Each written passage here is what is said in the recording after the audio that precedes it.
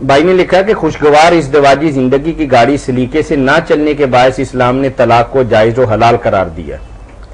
تو اب ان کا سوال یہ ہے کہ طلاق سنی اور طلاق بدی کی وضاحت فرما دیں. اور اگلا سوال ان کا یہ ہے کہ کیا طلاق بدی ناپسندیدہ اور غیر شرعی ہونے کے باوجود مؤثر ہے؟ وضاحت فرما دیں. ہر شخص اس بات سے آگاہ ہے کہ دین جو ہے نا اس کا منشا تو یہی ہے کہ جو نکاح ہوا یہ قائم رہے. اسی لیے نکاح متع یا عارضی نکاحوں کو بڑا سمجھا جاتا ہے نا کہ یہ تو پھر صرف ایسے ہے جیسے آدمی باتھ روم میں گیا اور پیشاب کر کے آ گیا. یہ کچھ آپ اکٹھے رہنے کا ارادہ تو کوئی نہیں. اللہ کہتا ہے کہ نکاح ہونا چاہیے. اب نکاح کا جو مفہوم ہے عربی زبان میں وہ بھی چاہتا ہے کہ دوام اور استمرار ہمیشہ کی لیے تو پہلے خلل نہ ہو کہ بس جیسے اب کئی علماء نے اجازت دے دی سعودیہ میں وہی متع جو تھا اس کو اس طرح جائز کر دیا. کیا کریں علماء بھی جو نا ہیلے نہیں چھوڑتے. لوگوں نے کہا ہم جاتے ہیں وہاں یورپ وغیرہ میں بیویاں نہیں لے جا سکتے. انہوں نے کہا تم نکاح کیا کرو ذکر نہ کیا کرو کتنے مہینے بعد میں نے چھوڑ دینا ہے اس طرح مصحف بن جائے گا. اندر رکھو دل کے کہ مہینے کے بعد میں اس کو چھوڑ دوں گا. اس پر شیخ صالح بن عثیمین بڑا چلا ہے کہ یہ وہی کام ہوا نا جو متع تھا وہی وہ سچے ہیں صاف کہہ دیتے ہیں تم اندر رکھتے ہو نہیں کیا فرق ہے. کوئی بات نہیں. بڑے بڑے شیخ جو فوت ہوئے انہوں نے فتویٰ دیا. ہاں تو ہے یہ باتیں غلط. اب نکاح کہتے ہی اس کو ہے جس میں یہ ارادہ ہو کہ ایک ہو جائے جس کو لوگ کہتے ہیں نا شیر و شکر ہونا یا یکجان دو کالم وہ بات. کیوں نکاح آپ دیکھتے ہیں کہ نقل ارض مطر کہ بارش کا نکاح زمین سے ہوگا. نقل ارض مطر بارش آئی اس میں سما بس ایک ہوگا. نواس عین نیند نکاح کر گئی آنکھ کے ساتھ بس پوری طرح سما گئی اور سو گیا. تنا کا اشجار درخت جو ہے اس طرح گٹھم گٹھا ہو. اس لیے اللہ کہتا ہے نکاح کا مقصد یہ ہے کہ اب دو نہ رہا ایک ہو جائے. یہ اگر مدد و رحمت نہ ہو دین کا بنیادی اصول ہے کہ اگر پیار نہیں رہا اس نکاح کو ایک دن بھی لینے دیں. اور جج کو چاہیے اگر نہیں دیتا تو فوراً ختم کریں. کوئی حرام کا کام شروع ہو جائے پھر ٹھیک ہے. یہ سارا کام ہے بالکل یکجان ہونے کا محبت اور پیار. اور کوئی ایسی بات نہیں ہونی چاہیے جس میں فرق ہے. اس لیے آپ نے کیسی سخت وعید فرمائی ہے کہ جو بیوی کو بھڑکا کر خاوند کے مقابلہ میں لے آئے شرارتی عورتیں ہوتی ہیں اس کے ماں باپ فرمایا لیسا میں میری امت میں نہیں ہے جس نے خاوند کے خلاف کر دیا اس کو. یہ تو ایسا ہے کہ سارے چارہ کریں کہ صلح سے رہیں پیار سے رہیں. مگر اگر ایسی نوبت آ جائے کہ کوئی امکان نہیں خوشگوار زندگی نہیں تو پھر ختم کرنا چاہیے. اسی لیے رکھا گیا کہ یا پیار نہیں پیار تو آرام سے الگ ہو. اب یہاں دیکھیں کہ اسلام میں پہلا ہی جو خدا مانگا وہ عبداللہ بن ابی جو رئیس المنافقین تھا اس کی بہن نے مانگا. رسول کریم علیہ السلام سے آ کر ملی. جس آدمی سے خدا لیا وہ بہت نیک آدمی تھا. قرآن مجید کے آیت ہے اس کے بارے میں سورہ حجرات کی اتری. حضور نے اس کو کہا یہ پاک زندگی گزارے گا اور شہید ہی فوت ہوگا. جنگ یمامہ میں شہید ہوا. حضرت ثابت بن قیس بن شماس رضی اللہ تعالیٰ عنہ جب آیات اتری نا حضور کے سامنے آواز اونچی نہ کرو تو ڈر گیا. آواز اس کی بہت اونچی قدرت مجلس میں آنا چھوڑ دیا. کئی دن کے بعد حضور نے کہا کہ وہ ثابت نہیں نظر آتا. پوچھا کہ وہ بیمار تو نہیں.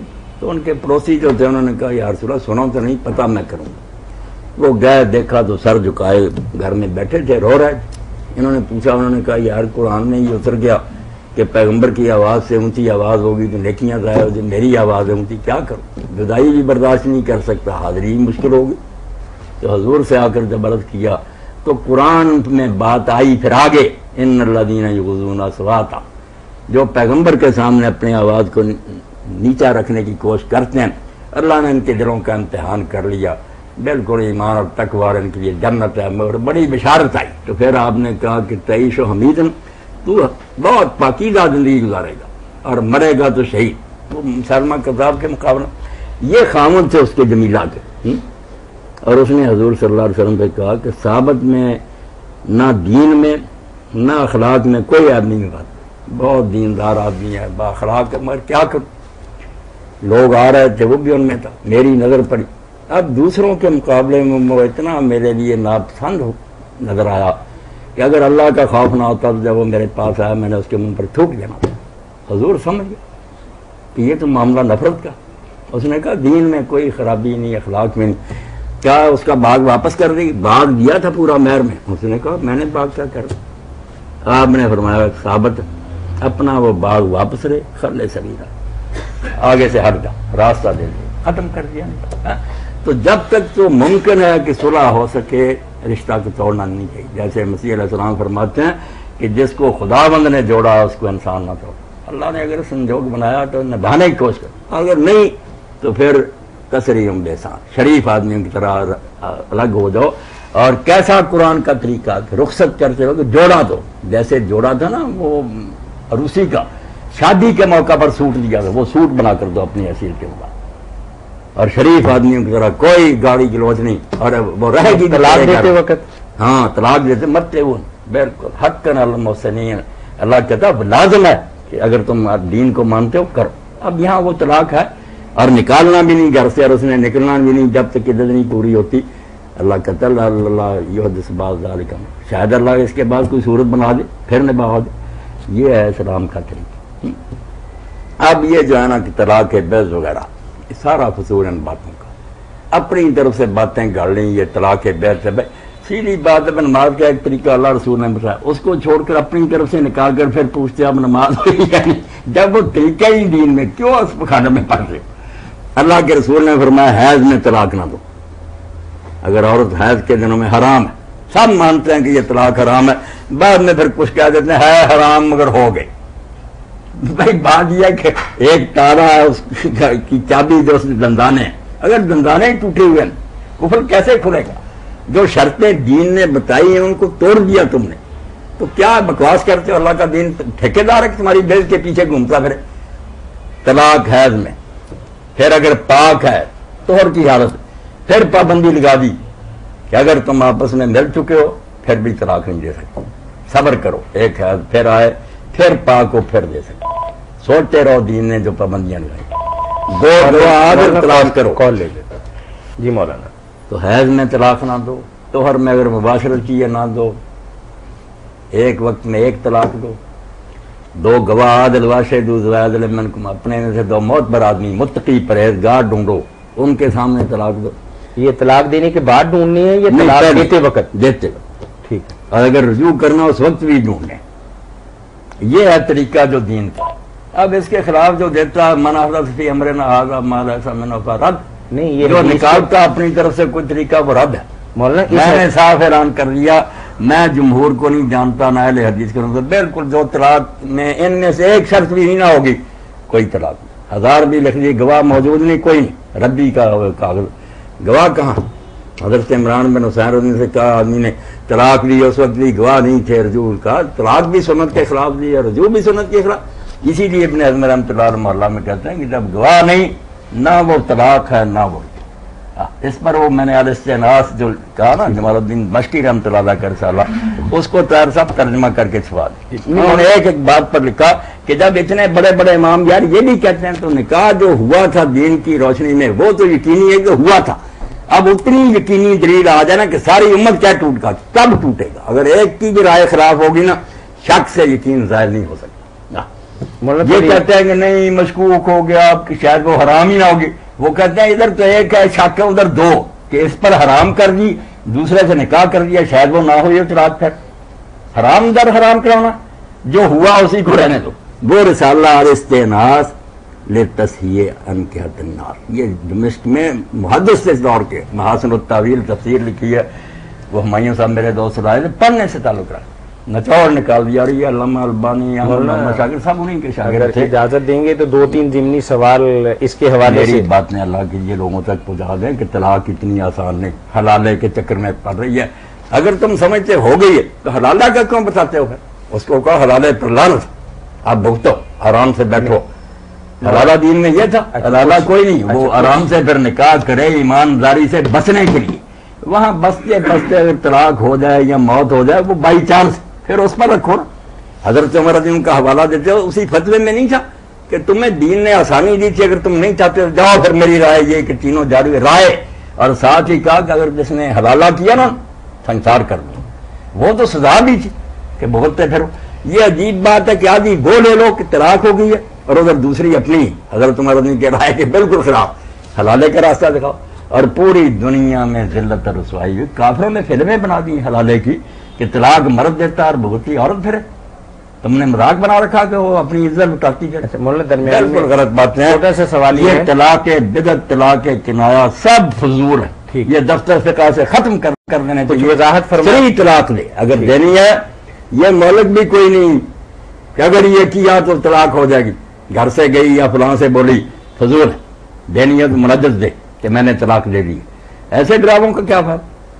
یہ بہت اہم مسائل ہیں جو بار بار مولانا اس کو تھوڑا سا اور زیادہ واضح کریں۔ ایسی مشروط طلاقیں کوئی نہیں۔ وہ کون علماء کرام ہیں جو ایام مخصوصہ میں دی گئی طلاق کو طلاق سمجھتے ہیں؟ یہ سارے سمجھ سارے علماء کرام۔ بالکل، اب علامہ البانی بھی ان کے ساتھ ہو گئے، اور یہ زبیر علی صاحب بھی ہو گئے، صرف ابن تیمیہ اور ابن قیم چیختے رہے بیچارے کہ وہ شیعہ جو کہتے ہیں بات ٹھیک ہے، جب دین کے خلاف ہے حرام ہے تو کیوں ہوگی، مگر ان کے منہ سیاہ کیے، ان کو گلیوں بازاروں میں پھرایا ابن قیم کو کہ رافضی ہو گئے۔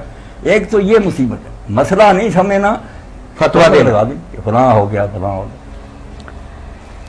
اب بلوغ المرام کی شرح سبل السلام جو ہے یا شوکانی رحمۃ اللہ علیہ وہ ٹھیک، وہ کہتے ہیں نہیں یار جو حرام طلاق ہے کیوں ہوگی۔ یعنی آپ نے یہ فرمایا کہ طلاق انسان کو اللہ تعالیٰ نے ایک اضطراری حق دیا ہے کہ جب گاڑی نہ چل میں سکے، کہتا ہوں ابن رشد نے بدایت المجد میں کہا وہ کہتے ہیں جمہور اس طرف تو ہوگا کہ سزا دو اس کو، مگر جو حکمت اللہ رسول کے پیش نظر تھی کہ اس کو سوچنے کا موقع ملے، اس کا بیڑا غرق کر کے رکھ دیا۔ 3 موقع میں نے تو پچھلی مرتبہ دہرایا تھا کہ ایک ماہ جو بات دیتے ہیں یہ بھی کوئی نہیں کہ مدرسے مطابق، کیا مدرسے مطابق ہوگی، یہ ایک ہی چانس چل رہا ہے، کیا طلاق ہے، صلح کرے، گھر آباد کرے، پھر کبھی ناراض ہوگا دے گا، دوسری وہ شمار کریں، یہ کوئی نہیں مہینے کا فاصلہ کرو۔ اور اب تو میں نے پڑھا ہے کہ سراج الدین یوسف صاحب کہتے ہیں اگر ایک یہاں دے پھر 2 فٹ ادھر ہو کر دے دے، پھر 1 فٹ اور 3 مدرسے ہوگی، مذاق بنایا ہوا یہ کیا 3 مدرسے، 3 چانس ہیں زندگی میں، کیا اگر 2 صلح ہو جائے، نہیں صلح ہوئی، عدت گزر گئی، نکاح کا موقع، اب رجوع نہیں، نکاح ہو سکتا، بے شک 20 سال ہو گیا، دوبارہ ان کا نکاح کر دو، پھر اسی طرح کبھی ناراضگی ہوئی پھر یہ موقع ملے گا کہ دوران رجوع بعد میں نکاح، تیسری بڑی دے گا زندگی میں، یہ نہیں کہ مہینے بعد رہے۔